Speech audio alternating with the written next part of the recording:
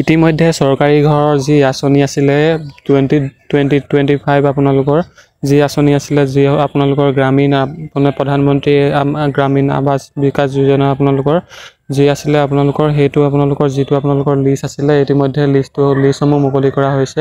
এতিয়া আপোনালোকে কৰিবলগীয়া কিছুমান কাম আছে, সেইবিলাক আপোনালোকে অতি শীঘ্ৰে কৰি ল'লে আপোনালোকৰ টকাসমূহত আপোনালোকৰ কোনো ধৰণৰ বেমেজালি সৃষ্টি নহয়। আপোনালোকে যদি এইকেইটা কাম আগতীয়াকৈ কৰি লয় বা আপোনালোকে যদি সময়মতে কৰি লয় তেন্তে আপোনালোকে যেতিয়া আপোনালোকৰ 3টা কিস্তি সোমাব তেতিয়া আপোনালোকৰ অসুবিধাৰ সন্মুখীন হ'বলগীয়া নহয়। প্ৰথমতে আপোনালোকে কি কৰিব লাগিব, যিহেতু আপোনালোকৰ প্ৰধানমন্ত্ৰী গ্ৰামীণ আৱাস যোজনাত যিত আপোনালোকৰ গ্ৰামীণ বা আপোনালোকৰ আৱাস যোজনা গ্ৰামীণ যি আপোনালোকৰ চহৰী বা গ্ৰামীণ যিয়ে নহওক আপোনালোকৰ প্ৰধানমন্ত্ৰী আপোনালোকৰ স্কিমটো আছে, সেই স্কিমটো যেতিয়া আপোনালোকৰ লিষ্টত আপোনালোকৰ নামকেইটা আপোনালোকৰ মুকলি কৰা হৈছে, লিষ্টত যদি আপোনালোকৰ নাম আছে তেন্তে আপোনালোকে কৰিবলগীয়া কিছুমান কাম আছে, সেইবিলাক আপোনালোকে কৰিব লাগিব। সেই কামসমূহৰ ভিতৰত আপোনালোকে প্ৰথমে কৰিব লাগিব আপোনালোকৰ EKYC।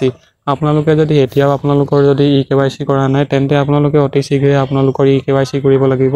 যিটো আপোনালোকৰ আধাৰ কাৰ্ড আছে, আপোনালোকৰ তাত আপোনালোকৰ আধাৰ কাৰ্ডত আপোনালোকৰ যিটো ফোন নম্বৰ দিয়া হৈছিলে আপোনালোকৰ সেই ফোন নম্বৰটো আপোনালোকৰ লগত থাকিব লাগিব, তেতিয়াহে আপোনালোকে EKYC আপোনালোকে কৰিব পাৰিব।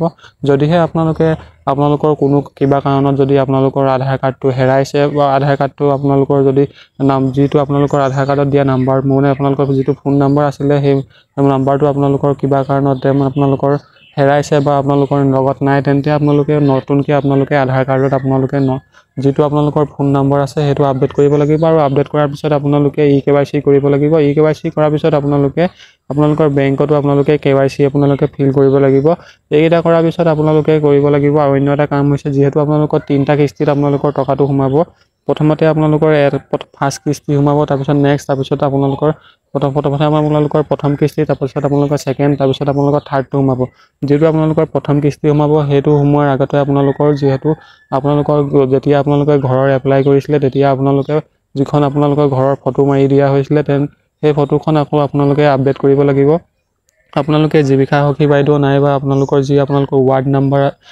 ৱাৰ্ড মেম্বাৰ আছে বা আপোনালোকৰ গাঁও পঞ্চায়তৰ আপোনালোকৰ এজেণ্টসমূহ আছে, সেইসমূহৰ লগত আপোনালোকে যোগাযোগ কৰিব। কিছুমান আপোনালোকৰ ইউটিউবত ভিডিঅ' দিয়া হৈছে যে আপোনালোকে নিজেই মোবাইলত কৰিব পাৰিব বা আপোনালোকে নিজেই অনলাইন কৰিব পাৰিব। তেনেধৰণে আপোনালোকে ভুল কামবোৰ নকৰিব। আপোনালোকৰ পঞ্চায়ত আছে নাইবা আপোনালোকৰ টাউন কমিটি ৱাৰ্ড মেম্বাৰ আছে বা জীৱিকা সখী বাইদেউ নিজে আহি এইকেইটা ফটো মাৰি লৈ যাব, নাইবা এইকেইটা EKYC সমূহ আপডেট কৰি দিব। এতিয়া মেইন কথা হ'ল এইটো অতি কম দিনৰ ভিতৰতে কৰা হ'ব। যিহেতু আপোনালোকৰ লিষ্টৰ মতে আপোনালোকৰ নামসমূহ আহি গৈছে, আপোনালোকৰ তালিকাত যদি নামটো আছে তেন্তে আপোনালোকে অতি শীঘ্ৰে প্ৰথম কিস্তি টকাসমূহ লাভ কৰিবলৈ সক্ষম হ'ব।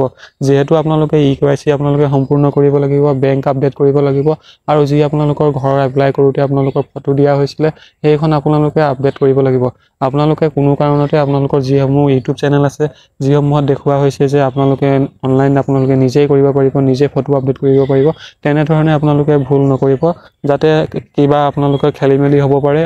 এইবোৰ অন্য কিবাহে দেখুৱাই দিয়ে, এনেকুৱা আপোনালোকে কৰিব নোৱাৰে। আপোনালোকে গৈ পিনি ৱাৰ্ড মেম্বাৰৰ লগত যোগাযোগ কৰক, নাইবা আপোনালোকৰ পঞ্চায়তত গৈ পিনি যোগাযোগ কৰক। তেওঁলোকে এইকেইটা কাম তেওঁলোকৰ দায়িত্ব, তেওঁলোকে নিজে কৰি দিব। সেইকেইটা কাম আপোনালোকে কৰিব নালাগে, মাত্ৰ EKYC সম্পূৰ্ণ কৰিব লাগিব আৰু ফটো দিব লাগিব।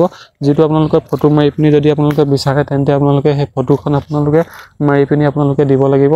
নেক্সট যিকোনো কাম নজনাকৈ আগতীয়াকৈ নকৰিব, পাবলগীয়া টকাখিনিও নাপাব। সেইবাবে এইটো আপডেট দিয়া হৈছে। EKYC বোৰ সম্পূৰ্ণ কৰক। নেক্সট বেংক আপডেট কৰক। যদি ফোন নম্বৰটো কিবা কাৰণত হেৰাইছে বা আপোনালোকৰ লগত নাই তেন্তে সেইকেইটা সলনি কৰিব পাৰে। নেক্সট আপোনালোকৰ জীৱিকা সখী বাইদেউ আপোনালোকৰ ঘৰে ঘৰে আহি পিনি এইকেইটা কাম সম্পূৰ্ণ কৰিব, নাইবা আপোনালোকৰ ফোন নম্বৰত বা কণ্টেক্ট কৰি পিনি এইকেইটা কাম কৰিব পাৰিব। নেক্সট যিটো পাবলগীয়া টকা আছে সেইকেইটা আপোনালোকে প্ৰথম কিস্তিত আপোনালোকৰ টকা সোমাব। নেক্সট আপোনালোকে প্ৰথম কিস্তিটো সোমোৱাৰ পিছত আপোনালোকৰ প্ৰথম কিস্তিটো আপোনালোকৰ এটা পৰ্যায়লৈকে আপোনালোকে ঘৰটো আপোনালোকে সম্পূৰ্ণ কৰিব লাগিব। সম্পূৰ্ণ কৰাৰ পিছত আপোনালোকৰ ফটো মাৰি পিনি আকৌ আপোনালোকৰ ৱেবছাইটত আপডেট দিয়া হ'ব। নেক্সট আপোনালোকৰ এইকেইটা ফটো মাৰি দিয়াৰ পিছত ছেকেণ্ডটো সোমাব। ছেকেণ্ড সোমোৱাৰ পিছত আপোনালোকে এটা পৰ্যায়ৰ বাবে আপোনালোকে বনাব পাৰিব ঘৰটো।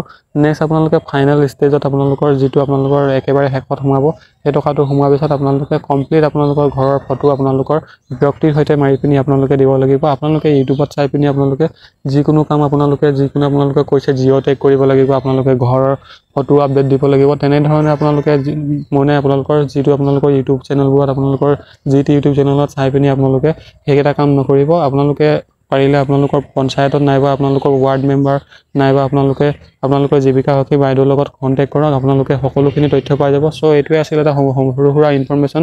যিসকলে আপোনালোকৰ লিষ্টত নাম মাৰিছে তেওঁলোকে এইকেইটা কাম আগতীয়াকৈ কৰি ল'লে আপোনালোকে টকাকেইটা লাভ কৰিব পাৰিব। ধন্যবাদ। জয় আই অসম।